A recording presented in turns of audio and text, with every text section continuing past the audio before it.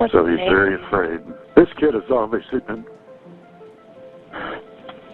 I think he's been detained. He's obviously covered in wounds. We need the cops here as soon as possible.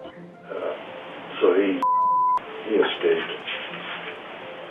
What sort of monster could be behind this? Where did you get the ropes on you? Who did them?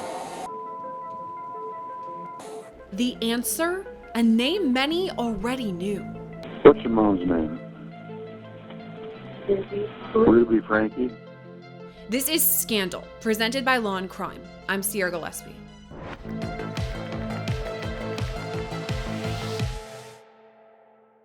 If it wasn't for one little boy and his boundless courage, one of the biggest momfluencers in the world wouldn't be behind bars right now. A 12-year-old boy cracked open the case of Ruby Frankie, revealing details so dark and twisted, they sent even seasoned professionals into an emotional tailspin. I am. So I got my shades on. You got pictures? I'll take more. If you want me to send them to you. It all started in the city of Ivins, Utah, an affluent bedroom community just a 10-minute drive from St. George. It's known for its glorious red rocks, sun-kissed cacti, and sprawling sandstone mountains. Off the beaten path of the main roadways, you'll find a luxurious neighborhood, complete with multi-million-dollar mansions and upscale amenities. No sidewalks, no neighbors looking in, only blistering hot pavement to separate one desert mansion from the next. And yet, that's what those living in the neighborhood want: complete and total privacy, a much-welcomed escape. But as the desert heat peaked in August 2023, escape took on a terrifying new meaning. While neighbors used this haven to escape the world, a 12-year-old boy escaped a horror of his own.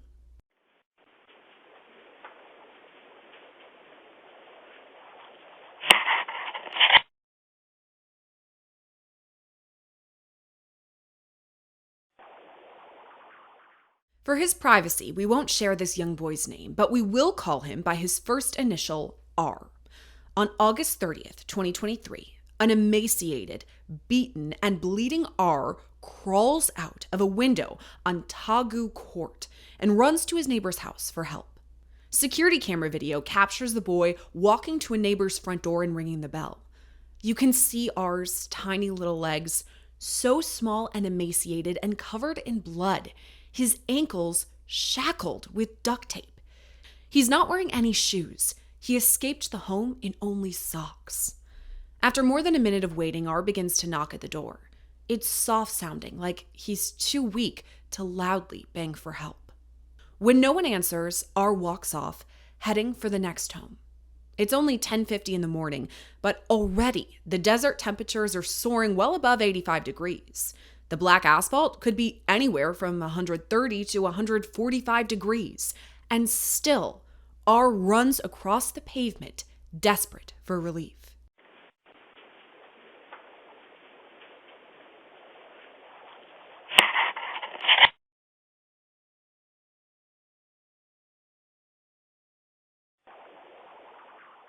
As R begins to walk away, a friendly stranger answers the door. Wondering if you could do 2 favors. Well, what are they? Taking me to the nearest police station. Well, actually, just one's fine. What's going on, son? Have a seat there. It's personal business. Have a seat. What's your name? How'd you get here? It's in that moment when everything changes. Finally, help is on the way. 911, the address of your emergency. Tell me exactly what's happened. I just had a 12-year-old boy show up here at my front door asking for help. We know there's been problems at this neighbor's house. He's emaciated, he's got tape around his legs, he's hungry, and he's thirsty. And he asked us to call the police.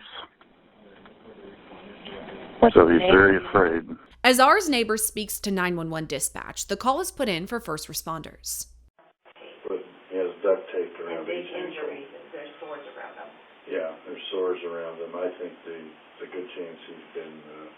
He also has and he has been around around his his wrist ankle. as well. I mean, his wrist as well. Okay, this boy has been... Needs immediate attention. Oh, he was such a good kid. Bless your This kid heart. has obviously been... I think he's been... This kid has obviously been...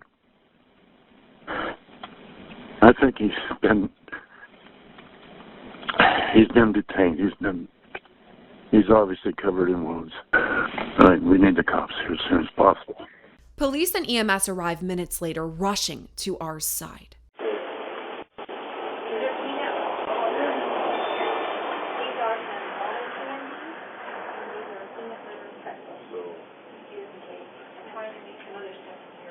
No, they're just not getting out of the truck. Okay. Okay, thank you. Bye.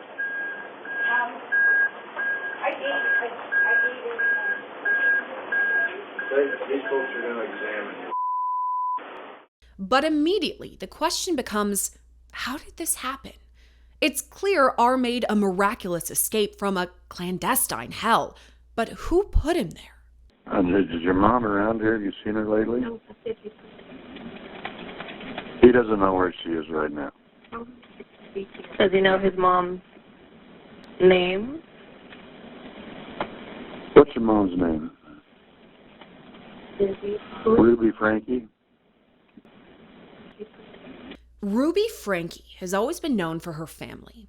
Now she's infamous for the horrors she put R and his siblings through, but before that, she was just famous, simply for being a mom. Look at this! It's so yummy! So yummy. My gosh, you guys, having kids is so much fun. In 2015, Ruby started a YouTube channel called 8 Passengers, documenting the lives of her and her husband Kevin and their 6 children, 4 girls and 2 boys. The channel is now defunct, but in its heyday, Ruby's followers amassed more than 2.5 million, all eager viewers, tuning in to see the latest with the Frankie crew. You gotta decide, do I want school lunch? Do I want to bring lunch from home? If I do want to bring lunch from home, I want you to pick out things that you're going to eat that are healthy. I want to bring a lunch from home, but like 2 weeks in, there's nothing to pack for lunch. That's because what you guys do is you pick out fun things and then you abuse it and you eat it instead of coming home and eating a snack, or instead of eating breakfast, you guys are eating the snacks when you're not supposed to. And so it sucks for everyone because then there's no snacks available. Ruby documented fun things like playing outside, trips to the water park, and her kids getting their braces off. But she didn't shy away from the darker side of parenthood either, describing controversial punishment methods she used on her kids. And my kids are literally starving. I hesitate to say this because it's going to sound like I'm like a mean barbarian, but I told the kids, I said, I'm not even going to let you eat breakfast until you get your chores done. It has been amazingly well behaved for being in town. But you yelled at me. Shh. The fact that I yell at my kids is a secret. We don't want our viewers to know. That never happens in my house. I never yell. By 2020, Ruby began to face massive public backlash for her controversial parenting choices, and it was showing in the views. Online who hate me, who would like to cancel me, who would like to see me either burn in hell, as I have told, or disappear off the face of the earth. And I'm not going anywhere. It was about this time when Ruby came across self-proclaimed family guru Jody Hildebrandt, the leader of a faith-based relationship program called Connections. Ruby quickly began to idolize Jody and began stepping away from her 8 Passengers content and instead collaborating with Jody through Connections and a new program called Moms of Truth. Anytime you think I want, fill in the blank, I don't care what it is, that is not love. Mm-hmm. Love is a gift that you offer because you have generated it inside yourself. And how do you generate love? Well, the only way to generate love is you use your agency to choose principles of truth. By 2022, Ruby has completely rearranged her life around Jody. She's forced her husband, Kevin, to move out of their Springville home in northern Utah and has cut off contact with most of her extended family and older children. Prosecutors will later describe this as an unhealthy and cult-like relationship. I describe, in my mind, I see Ruby as a religious alkalite, like a blind follower of Jody. And I don't think, like initially we were like, what is this relationship? Is there more there than a business or a friendship? I don't think there was, right? I think that this is two people where Jody is saying, hey, I had a dream last night from God, and this is what we need to do today, or this is what we need to do we need to move, we need to discipline these kids, whatever it is. And Ruby was to a point in her life that she had separated herself from her husband, her extended family, her adult children. Like, she was just completely isolated. And so it was her minor children, and Jody were basically her contacts. And so that's kind of how I see that relationship having, and I fully believe like that's how that relationship worked, is Ruby was just waiting for Jody to tell her what Jody was thinking or feeling on any given day, and then willing to go forward and do that. In May 2023, that was Jody's request that Ruby uproot her family and move 3 hours south to the upscale city of Ivins, Utah, into Jody's $5 million home. At this point, Ruby's family is already fractured. She's separated from Kevin, and her relationship with her older kids is scant at best. She moves in with Jody, accompanied only by her two youngest children, 12-year-old R and his sister, 9-year-old E. From afar, life in Ivins seems picturesque. Jody's home is complete with 5 bedrooms and 4 bathrooms, spanning over 9,000 square feet, sitting along an acre and a half of land. On the outside, it's perfect. On the inside, it's a hellscape. Investigators will later find a makeshift bunker hidden beneath Jody's garage, where the horrors of abuse were hidden from the light of day. That is, until R's brave escape. How did you get the ropes on you? Who did them? You're not in trouble with me, okay? We're just trying to figure out what's going on. Our main focus right now is you, okay? Who put the ropes on you?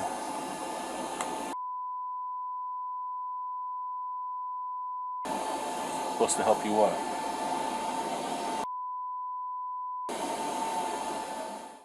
The shock of R's emaciated body is jarring to first responders. Some even break down on the scene. I got my shades on. You got pictures. I'll take more. If you want me to send them to you. But it's soon apparent R isn't the only victim. He tells paramedics he's got a 9-year-old sister, too, and she's inside Jody's house. You come in, my buddy. I'm a police officer. Are you going for the union here? Hey, you okay?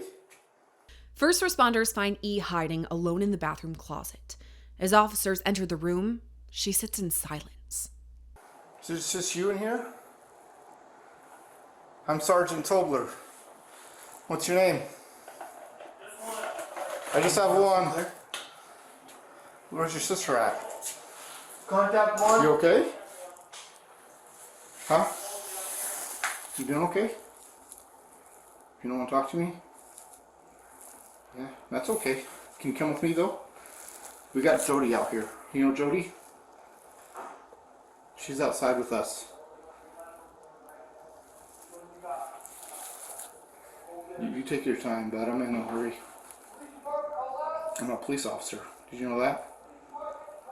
I don't mean to hurt you at all.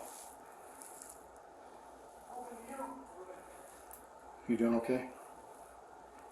Are you scared? Yeah? You're okay. Do you need help? E hardly reacts or speaks, only beginning to open up when first responders offer her some pizza. It's clear she's been starving. Finally, when a female EMT enters the closet, E begins to speak with investigators, admitting she's scared and needs help. You don't want to talk? Okay. There's nothing at all you want to talk about at all?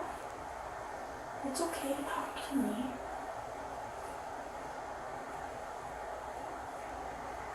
Are you scared?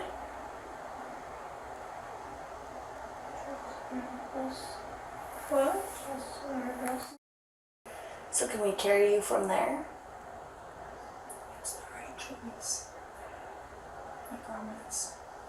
Pinky promise. We helped your brother. And we got him some help too. And that's what we want to do for you. Is we want to get you some help too.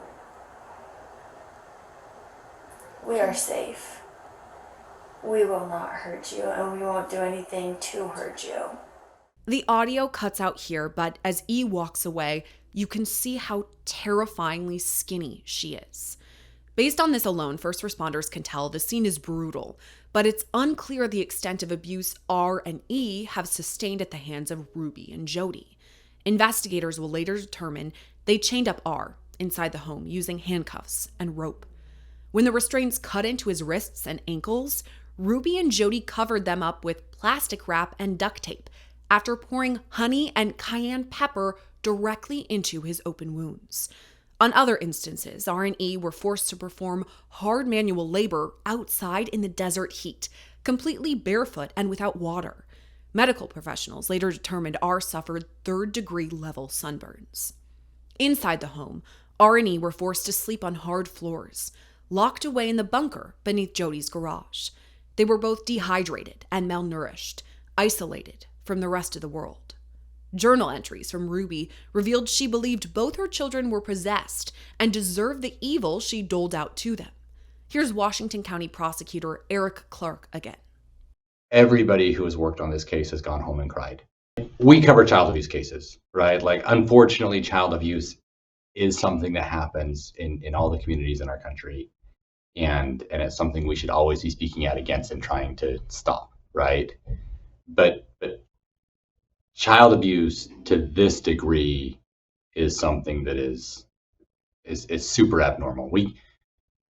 In our office's institutional memory, we can only think of one case that is comparable to this, and that's with 15 prosecutors' collective experience, right? So immediately this case didn't feel normal on the whoa, this is an awful case perspective, and for better or for worse, this case was also felt different to all the people doing the investigative work, because statistically, crime occurs and is reported more often in low-income communities, right? It's not that often that you have, a $2 or $3 million home in a like super secluded subdivision where you're having like you don't get domestic violence calls to that community very often, right? So that felt different. The severity felt different, and obviously, the media coverage felt different. As R and E are taken into protective care, first responders turn their focus to Ruby and Jody. Jody, I need you to step out. I have my turn. That's great. Step out of the house. No, I'm not going to step out of the Step house. out of the house. Step out of the house. Whoa, whoa, whoa, whoa, whoa. We're just going to see if Whoa, whoa, whoa. is there anybody else home? Wait a minute, how do you come to my house? Right there. They go into my house. Just have a seat right there. Do you have a search warrant? Have a seat right there. Do you have a search warrant? Have a seat right there. I'll explain everything after. Have a seat right there. Do you have a search warrant, sir? Control 12X11. Can you hold the air? We're searching the house. I can tell you what's in the house. Okay. Just have a seat right there for me. Do you have a search warrant? We'll explain it after this. You can't just come into my house without a search warrant. We'll explain everything after this, ma'am.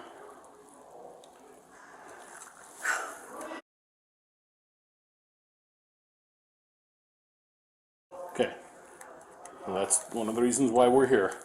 So we'll explain after everything's done, after we clear the house and make sure everything's fine in But there. why are you coming into my house without a We'll search warrant? explain it after this. But that doesn't make sense. You come into my house and do what you want, and then you tell me you don't have a No, warrant? we'll explain why we did. But don't you have to have a warrant? Not at this moment, we don't. We're here on exigent circumstances. And I'll explain it after this, after my sergeant and the officer are done clearing the house. If Jody was cooperative, Ruby is downright silent. Ma'am, this is Officer Hines. He's just going to hang out here with you.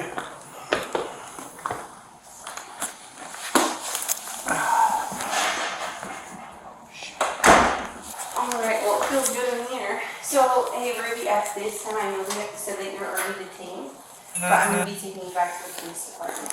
Okay, so I'm going to hop up. See if I can fit through here. You want to put on one of our vehicles? Yeah, you want to. Okay, just place your hand behind your back for me. Perfect. Both women are taken to the police station for separate interviews. I'm a little nervous. You're you know, to be honest with you, if I was sitting over there, I'd be a little nervous too, so. We do want to have a basis and an understanding of what's going on in that home, or what went on up north that brought them into your home. Mm-hmm. And so if you want to share any of that and you don't want to answer any other questions, that's okay. I'd like to just tell you, but I don't know who you are. I don't know if you're going to flip my words.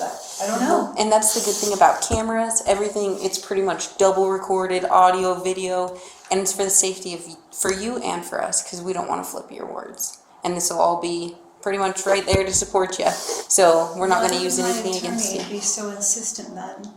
He's an honest, good man, goes to church. I trust him. Why would he say that to me then? I don't know. I don't know your attorney, to be honest.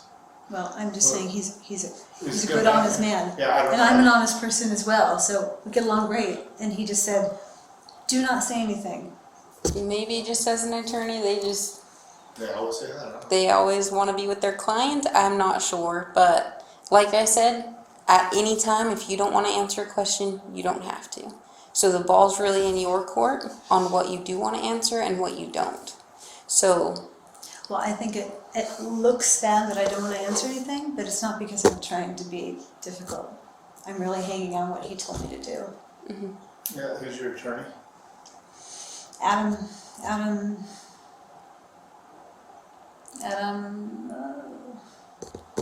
his father's an attorney, his brother's an attorney. Is he local? Yeah. Is it? Oh, I don't know. He's down the street where the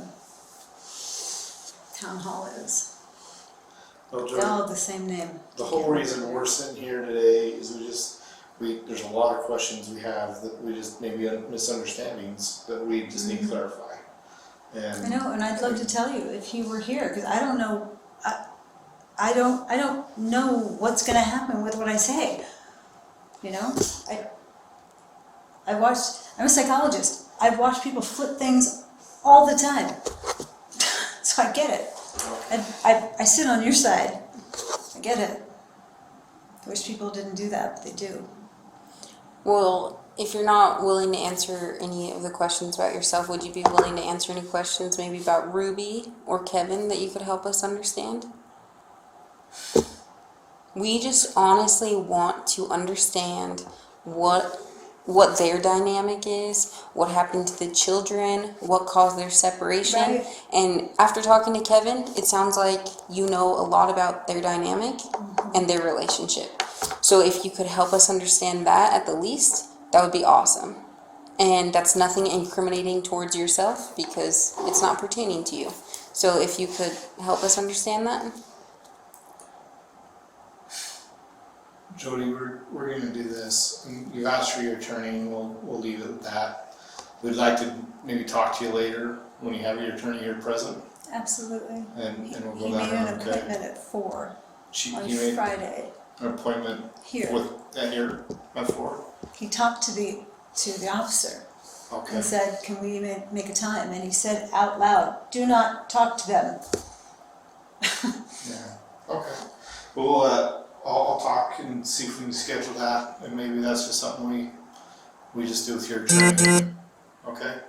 Do you have any questions for us? Anything we can answer in the meantime?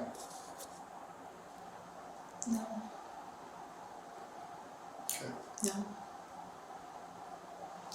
All right. Appreciate your time. We'll I'm gonna have you hang tight in here, and then we'll come back and get you, and we'll be on our way. Okay. Once again, Ruby is far less cooperative than Jody. Do you want to talk to me about where you live or how many kids you have?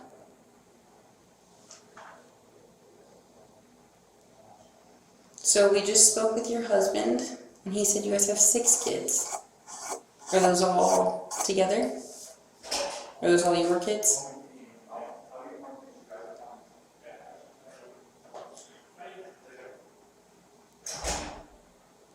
I can wait all day, so it's up to you if you want to talk to us about what's going on.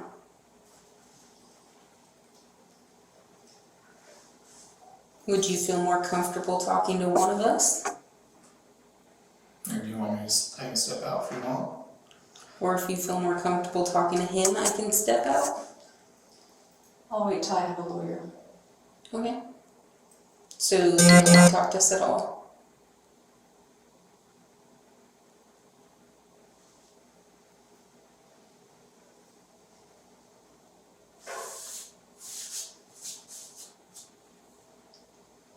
Do you want to answer that? Or you don't want to talk to us about anything?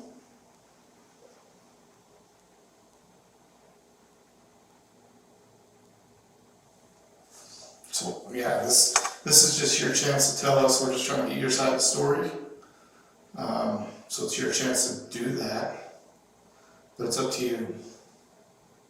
We're just here to talk. And I mean, I'm not asking any criminal questions. If you don't want to talk to us, just let us know and we'll be done.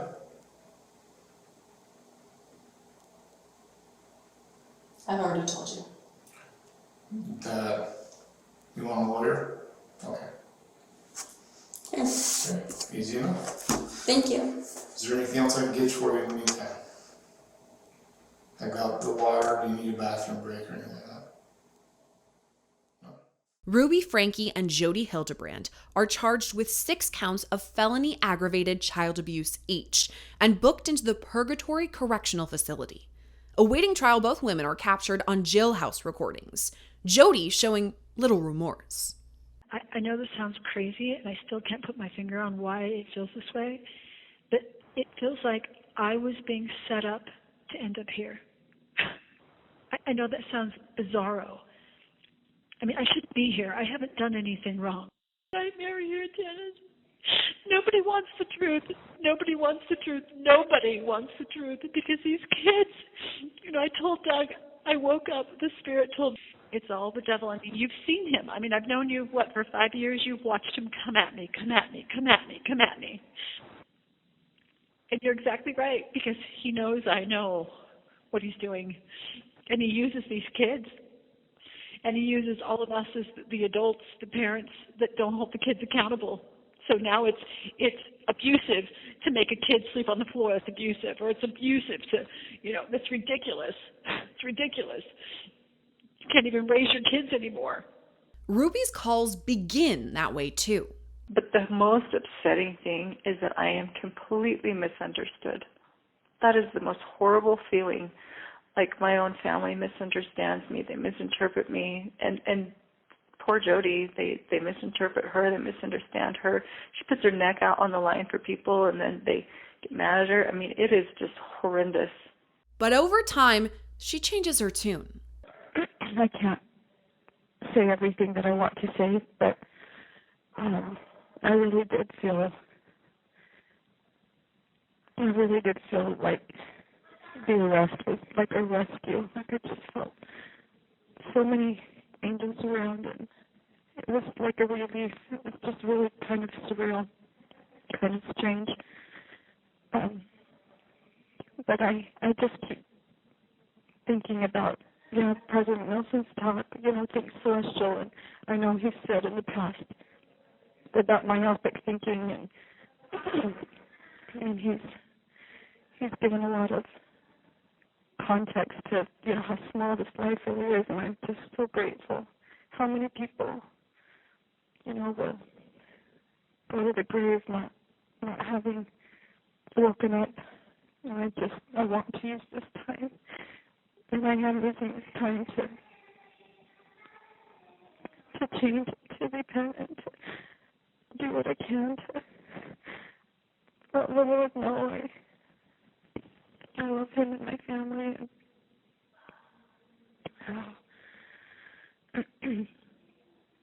And I've had many experiences here to kind of guide my thinking. On December 18th, 2023, Ruby Franke reaches a plea deal with investigators, pleading guilty to 4 counts of aggravated child abuse. As part of her deal, she agrees to testify against Jodi Hildebrandt. But that wouldn't be necessary, for just 9 days later, Jodi Hildebrandt also pleads guilty to 4 counts of aggravated child abuse. On February 20th, 2024, both women appear in Washington County Court for their sentencing hearing. Ruby speaks out, expressing true remorse for her actions. I would like to make a statement without any intent to change my stipulated sentence. For the past 4 years, I've chosen to follow counsel and guidance that has led me into a dark delusion. My distorted version of reality went largely unchecked as I would isolate from anyone who challenged me. I was led to believe that this world was an evil place, filled with cops who control, hospitals that injure, government agencies that brainwash, church leaders who lie and lust, husbands who refuse to protect, and children who need abused. My choice to believe and behave this paranoia culminated into criminal activity for which I stand before you today ready to take accountability. Jodi Hildebrandt was never my business partner, nor was I ever employed by her. I have never received wages from her or connections. Jodi was employed as my son's counselor in 2019, and in 2020 I paid her to be my mentor. It is important to me to demonstrate my remorse and regret without blame. I take full accountability for my choices, and it is my preference that I serve a prison sentence. Thank you to the officers in Santa Clara and the Ivan City Police, Nick Hellman, Brian Palufo, Cy Pikuvit, Mike Pondoyo in Tobler, John Ward, Dee Lewis, and Chief Flowers. You were the angels who came and saved my children. I especially want to thank Detective Jay Bate. She plucked me out of a situation I didn't know how to get out of. And the moment she handcuffed me was the moment I gained my freedom. You were not the controlling ones. I was. Thank you to the medical staff at Intermountain Hospital. Your skill, tenderness, and professionalism helped heal my children. Jodi and I inflicted the injuries, not the hospital. Thank you to DCFS, the Children's Justice Center, Judge Basil, and other key adults. You've gathered my children under your wing and offered them love, compassion, encouragement. You were not the ones who were doing the brainwashing. Thank you to my Bishop Tom Hawks and my state president Jim Nelson for reminding me of the Lord's love for the lost. So much pain and suffering would have been avoided had I followed and heeded your counsel. I was the one who was deceived, not you. I am humbled and willing to serve a prison sentence as long as it takes to continue unraveling all of the misinformation I have believed and bought, swallowed, and acted out, and for my family to heal and for the community to heal. And I understand this is going to take time. I'm committed to continuing my learning until all of my toxic layers are shed, and I am ready to re-enter as a contributing member of our beautiful society. Thank you, Judge Walton. Jodi also makes a statement that is backed up by her defense attorney. Go ahead. I sincerely love these children. I desire for them to heal physically and emotionally. One of the reasons I did not go to trial is that I did not want them to emotionally relive the experience which would have been detrimental to them. My hope and prayer is that they will heal and move forward to have beautiful lives. I am willing to submit to what the state feels would be an appropriate amount of time served to make retribution as an outcome. My experience with Ms. Hildebrandt is that she is not the person that she has been portrayed to be. But having said that, she has accepted responsibility in this case. She has entered into this plea agreement with a stipulated sentence of 4 consecutive sentences. She did that at the time she entered into the plea agreement, knowing that that would be the court's order. She is before the court today, knowing that that will be the court's order, and she fully accepts that. She accepts responsibility, and she accepts the consequences for her conduct. Both women are sentenced to 1 to 15 years in prison for each count, with a 30-year cap on their imprisonment. But it's Jody who receives the more severe condemnation.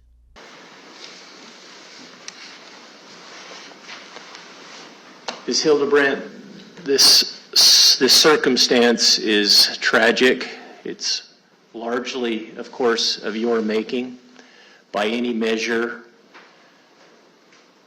your conduct in this case was disastrous for these children. Adults are supposed to protect children. Adults with specialized training in particular are supposed to protect children. You didn't do that in this case. In this case, you terrorized children, and the results have been tragic. It's what happened to these children, and your philosophy in dealing with them, frankly, seems detached from reality or any objective standard of decency or even common sense. And the court finds that it is appropriate that you serve a prison sentence. The court finds under the statute, Utah Code 76-3-401, that given the gravity and circumstances of the offenses, the number of victims, and the history and character and needs of the defendant, that consecutive sentences are appropriate. The court imposes 4 1 to 15-year sentences to be again served consecutively for each of the 4 counts of aggravated child abuse. Right now, both women are serving out their sentences at the Utah State Correctional Facility in Salt Lake City, Utah. Kevin Franke filed for divorce in November 2023, just a month before Ruby reached her plea deal. The divorce was finalized in March of 2025. Kevin Franke now has sole custody of the remaining minor children. The violent truth exposed, all thanks to the bravery of a 12-year-old boy, broken free from literal shackles and exposing his abuse to the world. And that's where today's episode of Scandal leaves us. If you like what you saw and you want to see more or connect with me on social media, you can find me on places like Instagram at Sierra Gillespie. Thanks for watching today's episode of Scandal. As always, I'm your host, Sierra Gillespie, and I'll see you next time.